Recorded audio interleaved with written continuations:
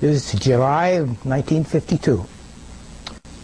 And, of course, during that period of time, I made a lot of contacts. I was a staff officer for the Military Liaison Committee between the chairman of the AEC and the Secretary of Defense.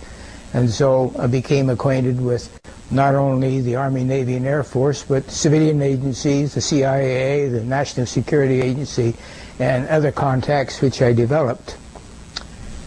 During that period of time, one of my functions was to accompany a security team which visited all of the nuclear facilities to check on the security of weapons. And we were getting reports of visits by UFOs over the storage facilities and even some of the manufacturing facilities. Later, I was assigned to the San Diego Corporation as a military liaison, and I was involved in establishing a quality assurance program for the manufacture and the quality and the maintenance of the nuclear weapons. So we had to visit all of the manufacturing facilities, such as the Rocky Flats and the Pantex facility, which assembled the nuclear and non-nuclear components of the weapons. And so there again, we observed the UFOs were very much interested in the facilities that we were visiting. Almost cases where the UFOs became identified, at least on the radar or with reports, why they would try to scramble aircraft to intercept them. It was a very aggressive, you might say, response from our own government.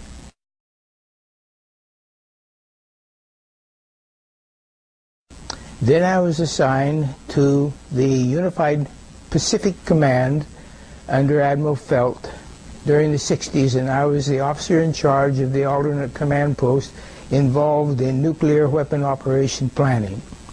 And during this period of time, I also learned of a number of incidents which happened. A couple of nuclear weapons sent into space were destroyed by the extraterrestrials.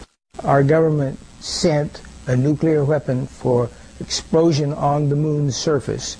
It was tended to, as I understand it, to assess some scientific data and reaction and so forth. The idea of any explosion in space by any Earth government was not acceptable to the extraterrestrials, and that has been demonstrated over and over.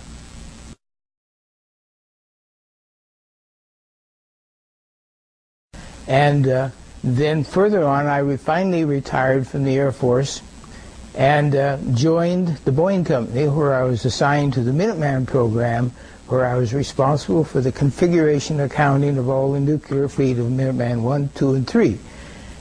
And during that period of time, I also learned about incidents involving nuclear weapons. For example, they actually photographed the UFO following the missile as it climbed into space and shining a beam on it, which neutralized the missile. And this was recorded. It was all hushed up, and they split up the team that observed it, but of course eventually the news came out, and it was later published and confirmed it. I was in charge of the communications center at 28th Air Division at Malmstrom Air Force Base, Montana. I was, again, the top secret control officer there.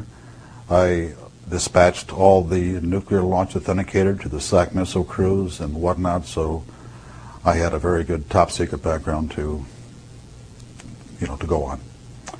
One night, or one day I should say, I happened to see a message that came through my communications center. There again, I cannot quote the date, where it came from, where it was going to, but I do recall reading it and saying basically that a UFO was seen near missile silo numbers, I can't recall, but it was hovering there, and it said that the crew going on duty and the crew coming off duty all saw the UFO just hovering in midair. It was a metallic circular object, and from what I understand, the missiles were all shut down.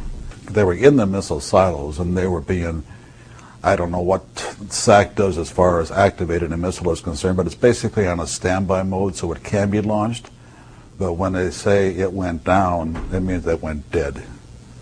And something turned those missiles off, and so they could not be put in a mode of launching.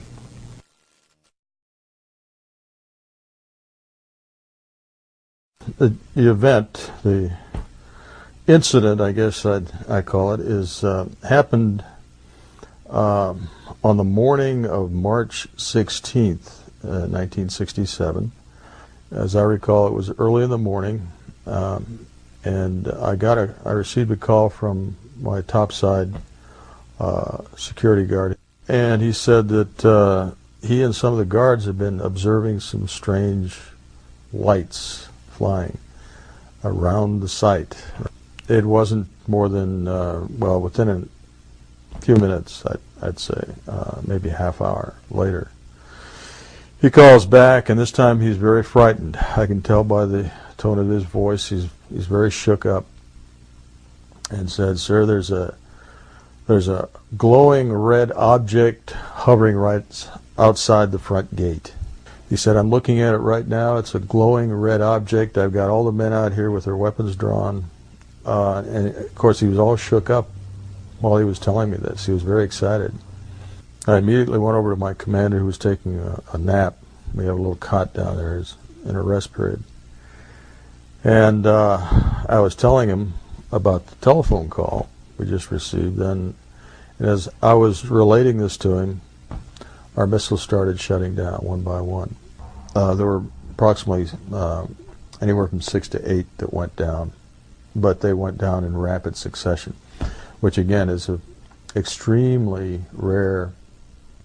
And in the meantime, I called upstairs to find out what the status was of this object. The guard said, "Well, the object has left. It just left at high speed."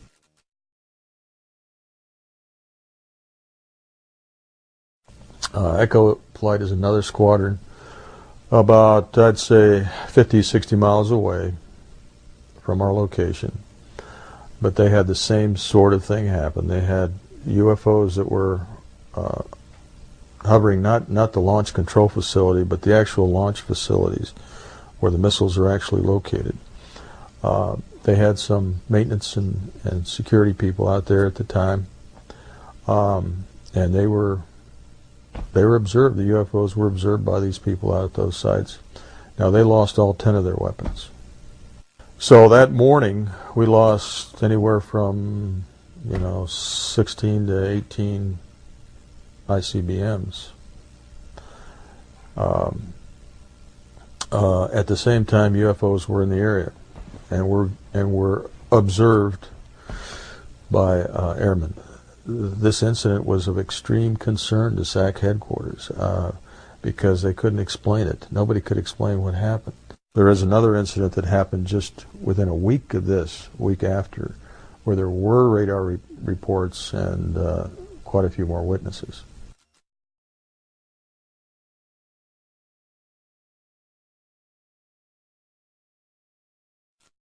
So we all turned around, and they're sitting about, I'd say, a half a mile from the tower, and at about 3,000 feet, there was 3 silver UFOs, sitting in the farm. Was 2 here, then 1 covering the center. Once they started moving, they went straight up, for a while, and then they went zap. And they was off our scope, and our scope would go out to 260 miles. And so that you calculate that, and that's pretty fast. I called headquarters, and the guy on the phone, he says, I said, "Okay, we got a contact." And he says, "You mean SAC is running a miss against you?" I said, "Not SAC. Not SAC. What then?" I says, "Cosmos." He said, "Wait a minute." He said, "Scramble your phone." So there's a switch you could throw that scrambles everything with mine. And I said, "Okay, my phone's scrambled. Yours scrambled, mine's scrambled. You taking pictures? Taking pictures. Taking radar pictures? Taking radar pictures? Taking real pictures." He says, "Okay, don't say another word." He says, "I will send a courier up there. He'll get there in about 6 hours. You turn everything over to him.